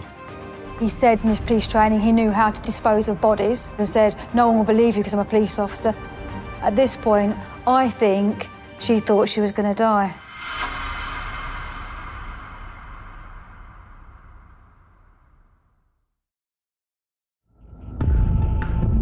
Constable Cliff Mitchell, a serving Metropolitan Police officer, is in custody, accused of violently assaulting a woman, kidnapping her, and threatening to kill her. But how could anyone, let alone a cop, become so dangerous? And why wasn't his violent behaviour picked up earlier? I mean, this seems almost unbelievable, really, doesn't it? Even in the light of Wayne Couzens, even in the light of the corruption in the police force that keeps on being highlighted and we can't ignore, this still seems pretty much unbelievable. So I'm just on my way to South London to meet someone. She's a reporter, and she knows his case inside out, and I'm just hoping she'll be able to fill in the blanks. Imogen Howells reports on crime and policing across South London. The Mitchell case stood out because he began his training with the Met a matter of months after another serving police officer, Wayne Couzens, had kidnapped, raped and murdered Sarah Everard. What sort of a cop was Cliff Mitchell? Mitchell was a Metropolitan Police officer. He was based here in Hounslow, and he was working as a response officer. So that meant that his day-to-day involved responding to reports of crimes. That would have included responses to reports of rape, reports of domestic abuse, reports of sexual assault. So he was dealing with victims. It's scary to think that as a cop, Mitchell would have been responding to the same crimes he's now being accused of. So as a neighbourhood officer, he'd have met the young, the old, but as he moved on to response teams, he'd have met people in crisis, those who've called 999. He'd have needed to be calm, give them a sense of confidence, that they could actually tell them what had happened, calm people down, get them the right help they need. Sometimes it's saving life. Really a clear thinker, decisive, and a sense of confidence. He's supposed to be a pillar of the community, a reassuring presence to those in need. But with Mitchell now in custody, the police investigation reveals a much darker side to his character. When they arrived at his address, they would have done a search. And the search was significant in the sense that they found a plastic bag that had cable ties that matched exactly the one that we used to tie her hands together. So that would have been crucial evidence. When he committed the attack on her, he basically said, "I'm a police officer, so I know how to dispose of bodies." So if you add those things together, you could easily well see where he may have at least been thinking about killing her and then disposing of her remains. He's basically intimidating her and saying, no matter what you do, you won't believe in the first instance because I'm a police officer. At the same time, specialist officers interview the victim and start to gather evidence. What sort of injuries did she have? The initial assessment showed that she had abrasions to her knee, on her elbow, and she also looked like as if she had had injuries to her face. To all intents and purposes, it appeared as if she had a violent attack. If an allegation of rape or sexual assault is made, they were going to want to have an opportunity where that individual can be photographed based on their injuries. Once they get a statement from her, then they would have SOIT officers who would then come in and they would then go through that whole process. SOIT officers are officers who are trained to deal with people who are making allegations of sexual assault. So those officers would then be deputed to deal with her over the coming days and weeks to get a full account of what happened. The woman's account of her ordeal in the hours before she escaped is tough to hear. What happened before Mitchell got to this road? He raped her at knife point. It's here when he says to her, you know, if you tell anyone about this, no one will believe you because I'm a police officer. He's come to the house prepared, so he's already used his knife, but he's also got duct tape and cable ties. So he puts duct tape over her mouth and ties her hand with the cable ties. She must have been thinking, he's going to kill me. Things then escalate, and she probably was thinking that even more so because he forces her into his car. He takes her phone away so she can't call anyone, and then drives off with her. It's shocking to hear what Mitchell did, but it must have been even worse for the officers that had served alongside him. You was actually working in the Met when the story broke about Mitchell. What do you remember about that? The disbelief that somebody could do this, and it was a serving police officer. It was that anger. When you know that day in, day out, people are doing everything they can in the police to protect the public, and you've got this person doing something so evil and so wrong.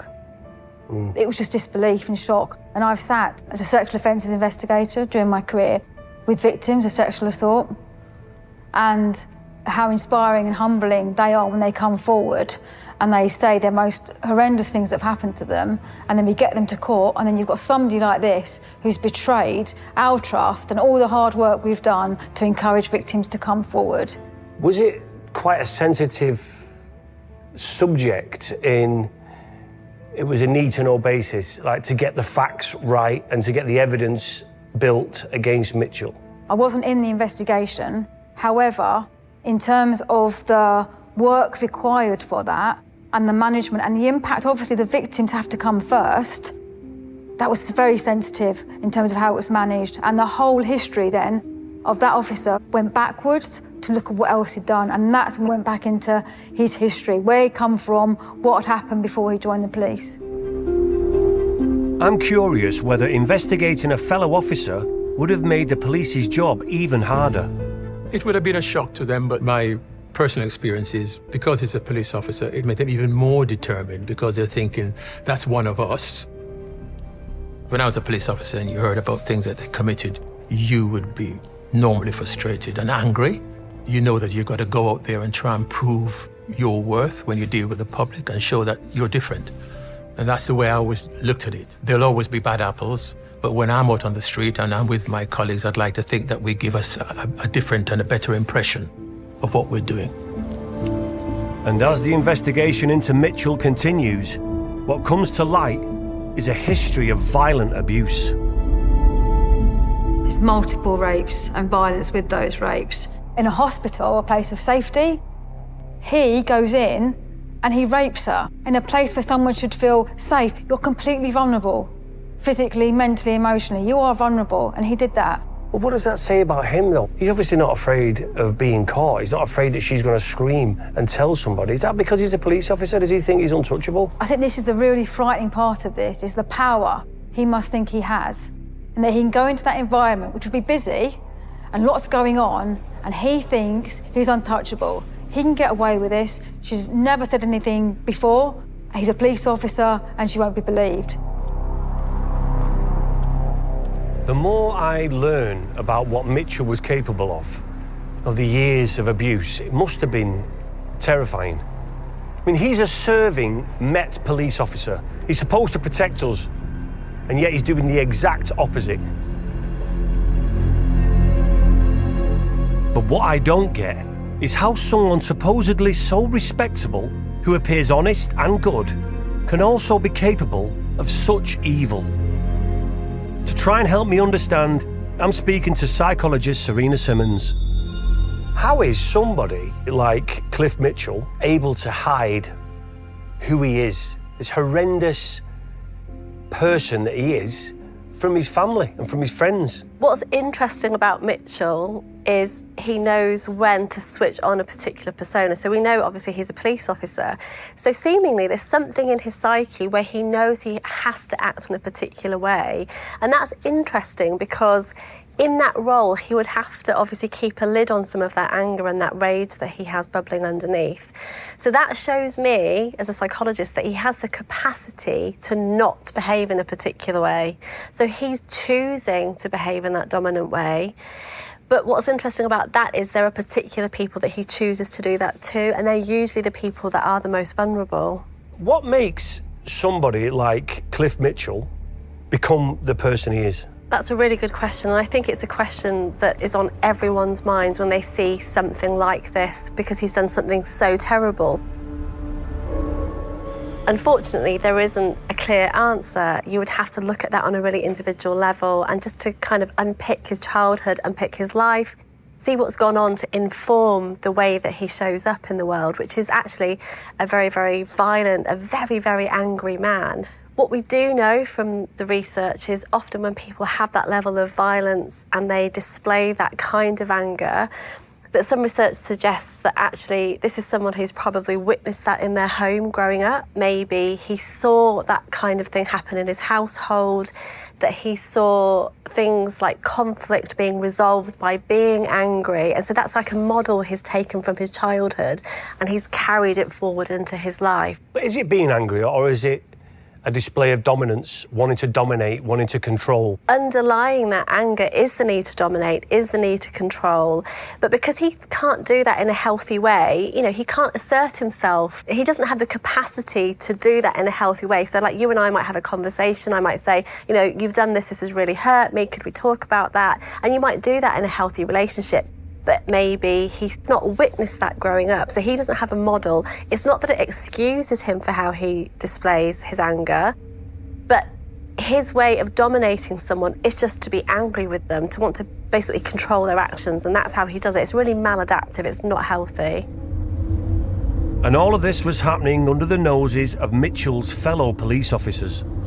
There's no indication that any of his colleagues suspected that he was kind of acting this way. But I think that that's actually something that a lot of victims find quite frustrating when they're kind of brave enough to speak up and say, this has been happening to me. A lot of people are met with responses like, oh, well, he was always nice to me, or, you know, I can't imagine him ever doing that. And that's kind of the point. They're hiding what they're really like. And in the case of Mitchell, that was amplified by the fact that he was also a police officer. He had this public persona. There is a horrible irony with Mitchell, in that on one level, he's performing as the protector of the public, so either victims or witnesses at burglaries, thefts, sexual assaults, domestic abuses. He would be their first port of call, gaining their trust and coming to help them. And on the other hand, he's actually a really dark monster. But as investigators dig deeper into Mitchell's past, they make a discovery that should have ended his police career long before it got to this point. They didn't make the checks, the cross-checks, so the two weren't put together. So it wasn't until later that realisation was made that he was a serving officer.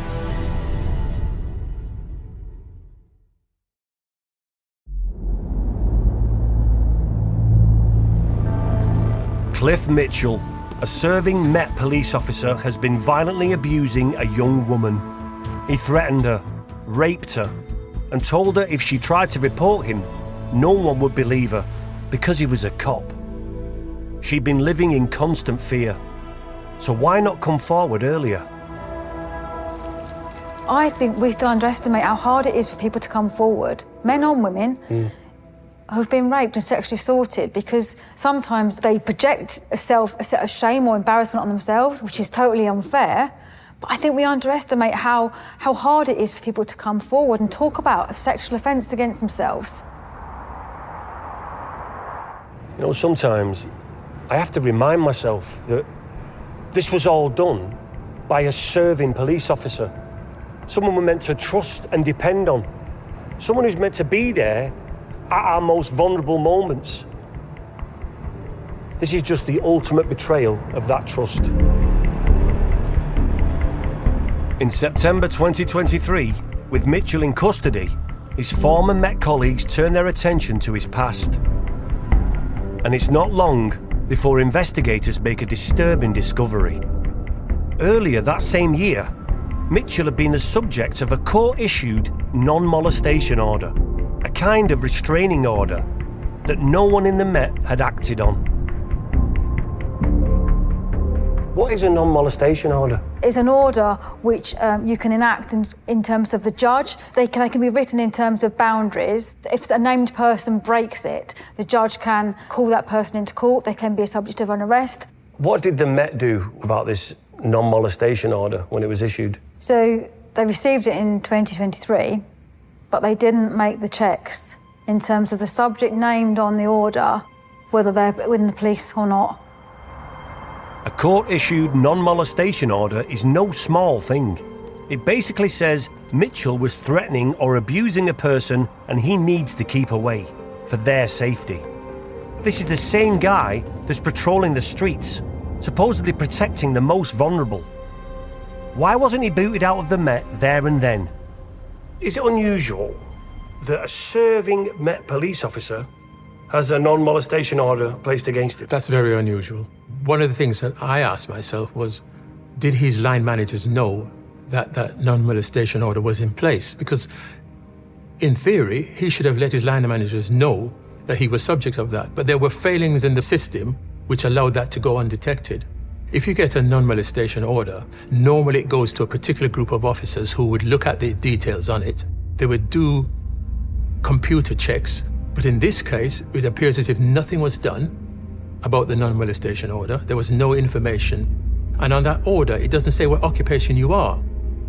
If it had, it may have then alerted them to say, this is a police officer. We need to have a closer look at this, because he could have been suspended at least on the basis that a non-molestation order had been made against him, and nothing seemed to have happened based on that. That was going to be my question. If you have got a non-molestation order against you and you're a police officer, would that warrant a suspension? The duty is on the officer to make his line managers aware of it. That's the way it should be. But in this instance, it wasn't written down on the form that he was a serving police officer. For me, you, Mitchell, should tell your line manager. But we know why he hasn't told his line managers. Go see, why would he tell them? Because he was more likely to be suspended. And therefore, there would have been further restrictions placed on him based on that. Mitchell enjoyed the power and the respect that being a cop afforded him. He was never going to give that up voluntarily. What's clear is that the system failed here too. I mean, the thing is, if people had just done their job properly in the first place, then it could have prevented this man's attack. You just got to think, there's a line of things that have happened because people didn't do their job. The non-molestation order should have got Mitchell suspended or fired from the Met. But there's something else in Mitchell's past that means he should have never been accepted into the Metropolitan Police in the first place. The police find out. that he was subject to a number of allegations made when he was aged 13 to 17. And the victim was between 10 and 13 years old and has been raped multiple times, up to 33 times, by Mitchell. 33 times? Oh my God. Wait, so before he was even a police officer, all that time ago, he'd raped somebody 33 times? And what was that, a cold case? It just got shelved? What we know is that the victim told a friend came forward. The victim was interviewed and went through a medical examination. When Mitchell was confronted in interview, he denied everything. For whatever reason, the case wasn't proceeded with at that time, and no further action was taken. He shouldn't even be on the streets. I mean, he's a sexual predator and has been all his life by the sounds of it. And that poor young girl. It's unbelievable that an allegation as serious as that was just dropped. What happened to the investigation that should have prevented Mitchell from being on the streets in the first place? From an investigative point of view, it's always a difficult crime to prove that someone's actually committed that type of offense. It would be her word against his because there didn't appear to be any other witnesses that could corroborate the allegations that she had made. But there were failings in the investigation. My understanding is that the officers were inexperienced and that they hadn't interpreted the medical report that had been provided to them to support the investigation. You're talking about rape and other serious sexual offenses. You're not going to have officers, or you shouldn't have officers who are inexperienced investigating those cases. The decision was taken for no further action. I found that incredible. It's not the police's decision for a crime of that stature to make that decision. The CPS should have done that. There was no input from the Crown Prosecution Service, which I find quite surprising, because for such a serious offense as rape or sexual assault, you would normally expect that investigation would have had some input from the CPS to decide whether or not there was sufficient evidence to charge or not.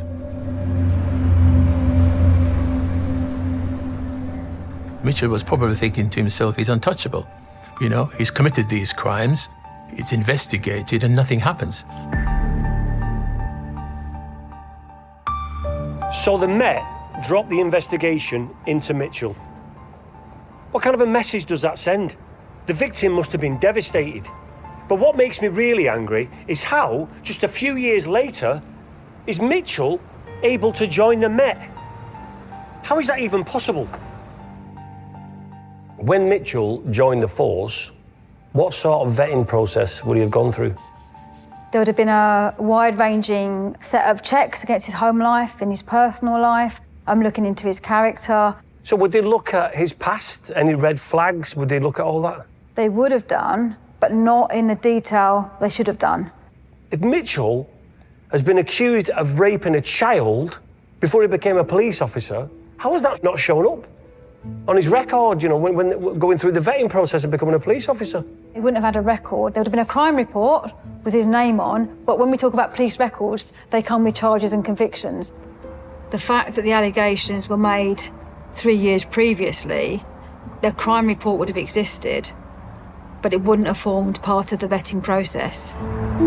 It's the timing of this which really sticks in my throat. Just a few years after being investigated for the rape of a child, Mitchell is accepted into the Met. He starts his training 5 months after Wayne Couzens murdered Sarah Everard. All of us in the Met are sickened, angered, and devastated by this man's crimes. After Couzens was arrested, the Met promised lessons had been learned and changes had been made. It is clear that there have been systemic and chronic problems for far too long. I have total confidence in Sir Mark and his leadership team to turn the Met around and ridding the force of those police officers who are not fit to wear the badge. But Cliff Mitchell still somehow slipped through the net. Mitchell believed he was safe and that he'd never get caught. There is a bit, as we all know, around the power of a uniform, of a warrant card, of handcuffs, of being a police officer. Maybe that's what attracted Mitchell to that profession, and then he'd have the confidence to carry on offending. He should never have had that badge, ever. The confidence and arrogance of Mitchell is staggering. First, to get into the position of power and authority with his history, and then once in the job, to keep on offending. If he's a police officer and he has a badge, he can stop anybody he wants, and he can question whoever he wants. He must have saw it as an opportunity to go, listen, I want to do this to these women, and this will give me a chance to have more power to get away with it. I'm a police officer. Probably what happens is when someone like him with that mentality gets into the police and they realise that that's the culture in the police, it provides a level of comfort for someone like that. And we're not saying for a moment that all police are like that, but we know there was a subset of police that had a similar way of being, a similar way of presenting.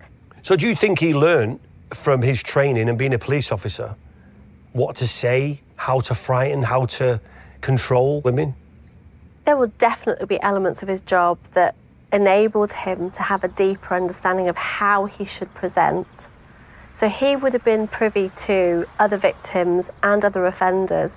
So there's no doubt in my mind that he would have learned ways of being from them and being witness to those stories and learning how evidence is compiled together. And actually, when it comes to statistics around rape, we know that fewer than 5% of people who have been raped receive any justice. So as a police officer, he would have been privy to that kind of information. In other words, knowing that a lot of rape cases get dropped. Yeah. There's no doubt in my mind that some of that would have, even unconsciously, fed into giving him a confidence and an overconfidence in terms of what he could get away with. Mitchell dodged a bullet with the first rape allegations. Then he slipped through the net and got into the police. Then there was a non-molestation order that was missed. Nothing seems to stick to this man. But can the police investigators finally give Mitchell's victims their day in court? They completely reopen it. They go through all of the evidence and they present it to the Crown Prosecution Service for charge, which is the minute, I imagine, Mitchell's thinking, thought I got away with that.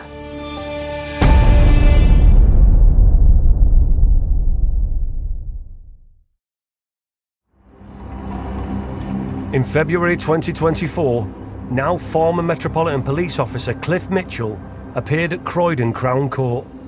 He faced 13 counts of rape, 1 count of kidnapping, and 1 count of breaching a non-molestation order. Mitchell was actually on trial for both the kidnap and rape and the rape of the girl who was between 10 and 13 at the time of the crimes. So what prosecutors did was they were trying to kind of build a picture of Mitchell as an abuser. So there was kind of this pattern of offending that was laid out for the judge and jury. Despite the overwhelming evidence against him, Mitchell pleaded not guilty, and his victims were forced to come face to face with their abuser. He would have known that rape's difficult to prove because it's one person's word against another. So he was more than happy to say, chance it and see what happens.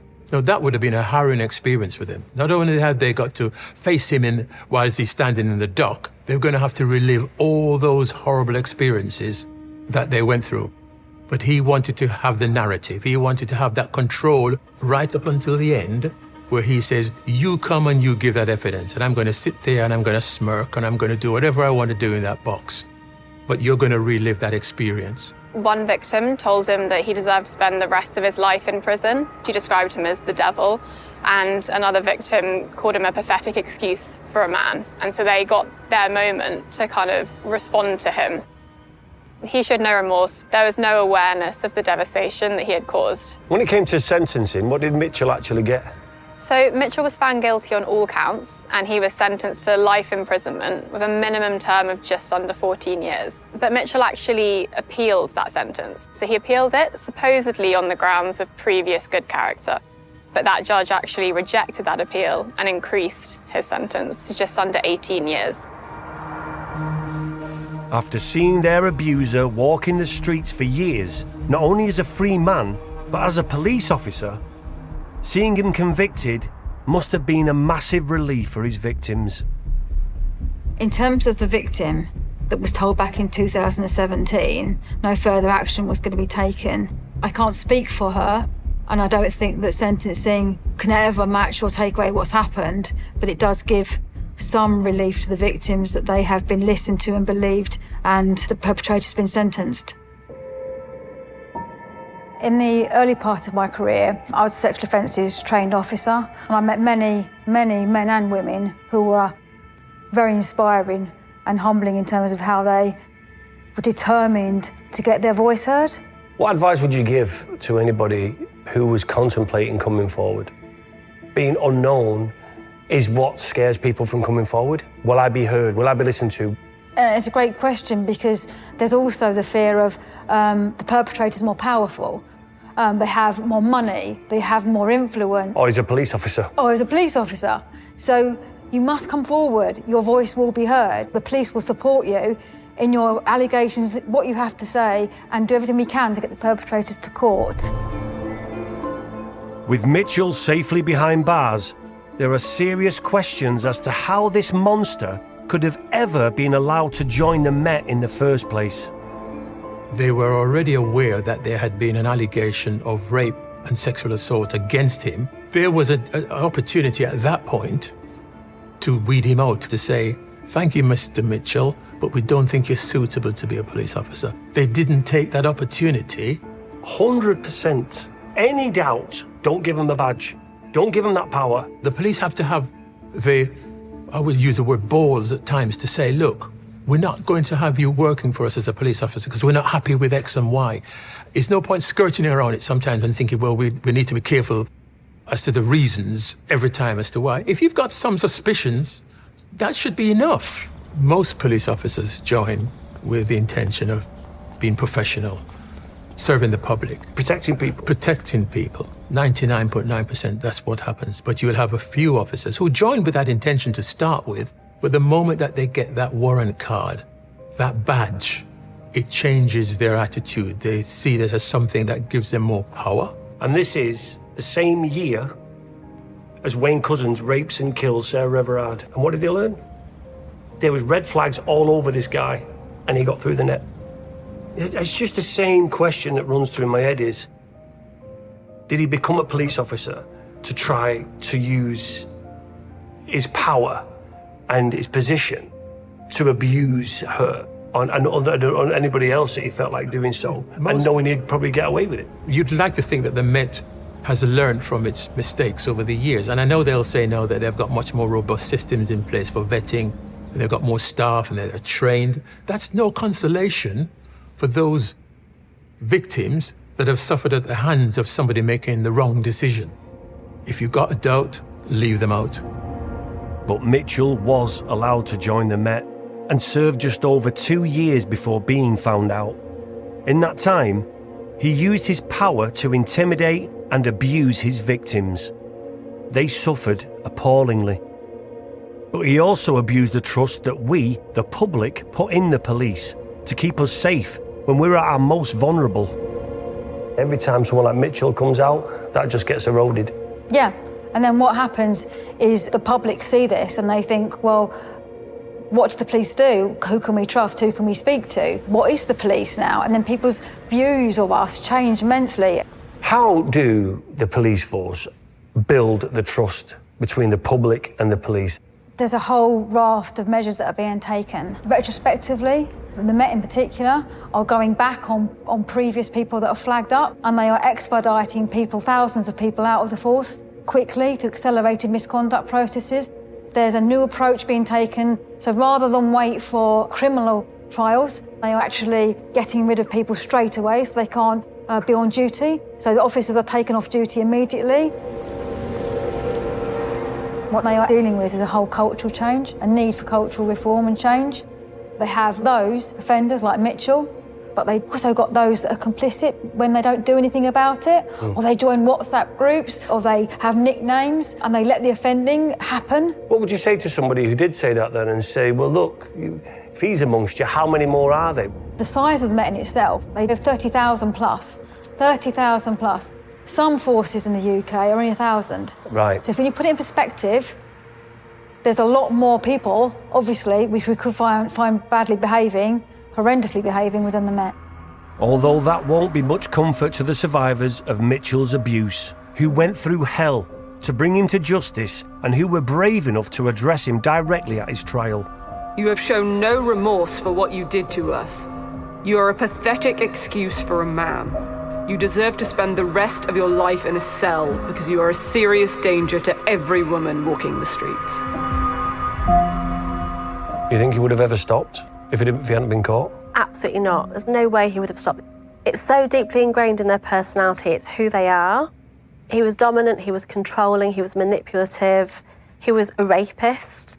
And I'm very surprised that these are the only victims that we're aware of. I think that potentially, in my opinion, there may be other people that are staying silent. And I do think he would have continued to do this until he was apprehended. There's no doubt in my mind Mitchell was especially dangerous because he was a cop. He thought his badge gave him a license to carry on doing what he was doing. He thought he was untouchable. They're there to protect and serve and keep us safe, and yet they're the people that are now seemingly the perpetrators. I think the police need to do everything they can to hold people to account if they do something like this. It should be public. It's not something that should be done behind closed doors because the public need to see that they've been dealt with in a just manner. Yeah. I think the other obvious thing that is on everyone's minds is what are you going to do about recruitment? Something clearly needs to change because so many police officers who are corrupt, who are bad, they're not all bad, but some are getting through. To the best of our ability, it will never be perfect, but what can we do to stop, like you said, the likes of the Mitchells getting in? It's only worth catching someone like Mitchell if we learn from the mistakes that's been made. That's the only benefit that comes from this, you know, and if there's anything that can come out of it that's positive is you learn from it and you make sure it can't happen again. We can't be tarring everyone with the same brush. I mean, it goes without saying.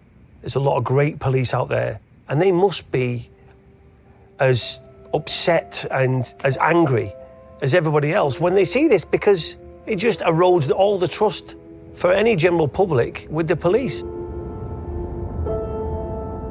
Could it happen again? Most certainly, it will happen again. I think irrespective of the improvements in the vetting service, I believe that there will always be the opportunity where somebody who shouldn't be in the job will actually be allowed to be a police officer. Because a lot of times individuals are able to mask their true identity. It took years for Mitchell to be exposed as the monster that he is. That in itself is unbelievable.